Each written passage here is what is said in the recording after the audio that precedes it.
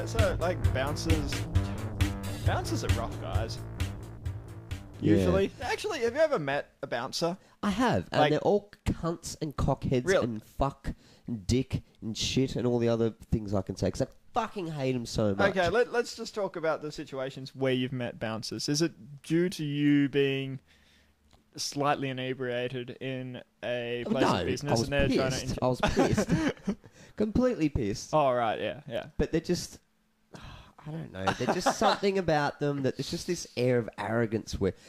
Actually, I lie. And I will plug this place in Melbourne on on Burke Street in the city called the Carlton Club. It could be anywhere, folks. The bouncer there, he's actually all right.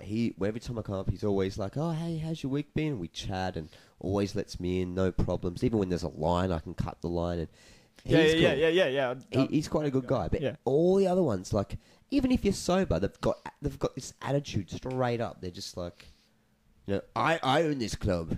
I decide who gets to come in. And, I am the gatekeeper. oh, it annoys me. Speak the magic words and thee shall enter. It's like they watched the Never-Ending Story, and there was that scene where the two angels, like there's that road. There's a road and you got to ride through, and you got to be pure of heart or something. Otherwise, you get like lasered. Yeah, lasered in the face from their I eyes. just had a thought about that particular film. That whole sequence there, it made no fucking sense. I know, it scared the shit out of me when I was a kid. I had nightmares about that stuff. The rest of the movie was fine, but that one scene, it was just...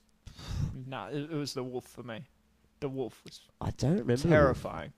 Don't remember the wolf. It was the wolf. It was always like tracking him and coming after him, and it'd hide out in caves and go, "Argh," and you'd be like, no, it's been too long. I'm It's a been too child and I long. hate it. Yeah. Yeah. So like, these are people that flex their muscles when they can and that sort of thing. That sort of leads me on. I don't know if it's a segue or if it's just me talking shit. But this whole we live in a society and a culture kind of like Australia is one of those places where it was built on colonies and what do you call it, convicts and that sort of thing. Yep. Like we're a prison state pretty much. If you've ever seen the film Fortress, which was ironically It's like that with kangaroos. yeah, with Yeah. no, shut up. Kang- The film Fortress is basically no, even better one. Escape from New York. They've basically turned New York, the city and state of New York, into a It's not a prison. state. It's a state and a city. Are you sure? Yeah, I thought New York was just a city. it's both. The state of New York. Yeah, there's New York City and New York State. Okay, Yeah. I'll have to... But yeah, they've fenced it all off and they've made it a prison. And basically, if you haven't seen Escape from New York, if you go to prison, they send you there and just let you exist in there in this world with all the other prisoners and stuff. And the punishment is they don't let you out. Yep. And Snake has to go in there and rescue. I think doesn't he surfboard out or some politician. shit? That's the second one, Escape from LA. But this is neither here nor there. And besides, as cult favourites as they may be, they are ultimately really shit Yeah, movies. they're really crap, They're yeah. just bad movies, yeah. So what you were saying, so that relates to Australia? This is what Australia was. Founded on... It was, Yep. it was a penitentiary, Yep. pretty much. Like, we got sent here. Well, not us. Not even our... I don't know. What about your... Like, did you have relatives that came in on the boats? Oh, obviously. Way back down the line. Yeah, I mean, but like, were they convicts or were they... No idea. Okay. No idea. No. Yeah. Yeah, I don't think any of mine were. I think they were all like English people who chose to come here. Well, that's what I was told anyway. Like, I haven't taken the time out to worship. What? Haven't taken the time out to research this because which brings me to the point. We've been brought up with the idea of convicts, criminals. We idolize bushrangers and that sort of thing, and then we get films like Chopper, and more recently there's a new film called Animal Kingdom. But there's various movies and things out there that glorify criminals, basically. And this is an Australian, a cultural thing that I find quite, prevalent in Australia. But it is also, in England, there's all the lock, stock, and in America, you've got the mafia and... Like those things do exist there, but I don't know. I just feel like it's one In of those... Australia, you've got it's quite heavily. Well, lately, especially with its underbelly, this. Yeah, the underbellies and that sort of thing. Like, people are just, like, going mad for this stuff because, you know, it's got some amount of realism to it, you know, and... Yeah. You know, in America, things like Al Capone's always been, you know, a favorite and that sort of thing. Yeah, The Sopranos. Yeah, well, yeah, and you've got your Sopranos and Mafia and all that sort of thing. Like, I understand organized crime because it's, you know, you can make some money and be your own man and that sort of thing. Like, being in some sort of crime syndicate is probably cool if you're part of the crime syndicate. But what I don't understand is people who aren't in a crime syndicate or don't have any, like, connection to something like this, don't have, you know, any real aspiration apart from the, you know, like, it's the same as a child going, I want to be an astronaut. That sort of, like, connection. Watching The Sopranos and going, wow, that's really cool. I don't get it. It's this vicarious sort of living through, like, you want to be naughty, you want to be bad. Yeah. But you haven't got the balls, the guts, the determination, or the knowledge to do it. But vicariously, you can get off by watching other people do it. Yeah. There's fictionalized or even documentaries on it. Like, I just don't understand it. It's not even funny. It's just a thing. Oh, God. We'll start talking about pedophilia and how much we hate it next. Comedy in shoes. I'm not wearing shoes. Yeah, I know you don't. I was going to do that, but you beat me to it. You know what else grinds my gears? Gets my goat? What? Confuses my face? The way kids talk these days. Well, is this program turned into old, bitter men? Where are you going with this? I'm just saying, like, it's a strange thing, the way certain words, like, yeah, I understand that, you know, language evolves, but when somebody will say, there's just one particular one, which I've actually adopted because I find it hilarious, and I hope that everybody else has adopted it in a kind of ironic kind of way as well.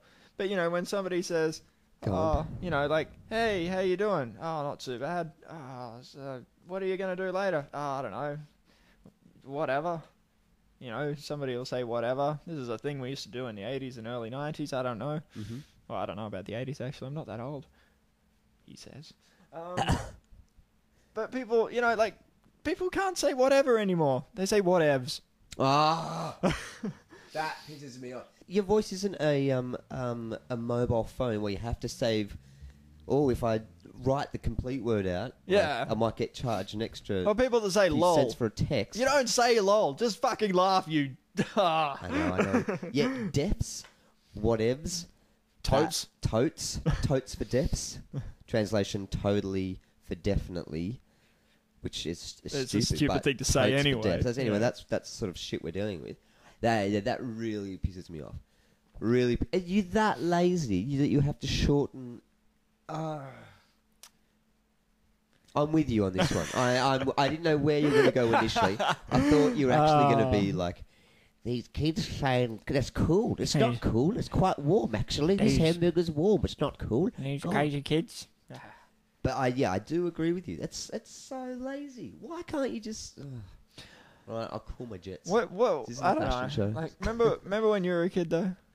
Yeah, bits. Really? Which bits? Only the good ones. Only the good memories. Yeah, but what? You know, explicitly do I remember? I remember as a kid, like Teenage Mutant Ninja Turtles was a huge thing when I was a kid, and it was the time when. Like early 90s when extreme sports and all of that sort of thing started becoming the forefront of popular culture. Rad, and everything, tubular. Yeah, and to the extreme and everything. Like, you know, I remember one year, all of my toys were, you know, normal and looked the way that they were supposed to look, like the proper colors and that sort of thing. You have your Teenage Mutant Ninja Turtles and your G.I. Joes and your whatever other fucking you know, marketable product there is. And then all of a sudden one year, like, this extreme version of things came out, and everything was like hyper-colored, you know, I do remember the fluorescent oranges and yellows and blues, and everything was rad. Yeah. I remember as a kid I got a Batman toy, and it was real small, and it was crap. Yeah.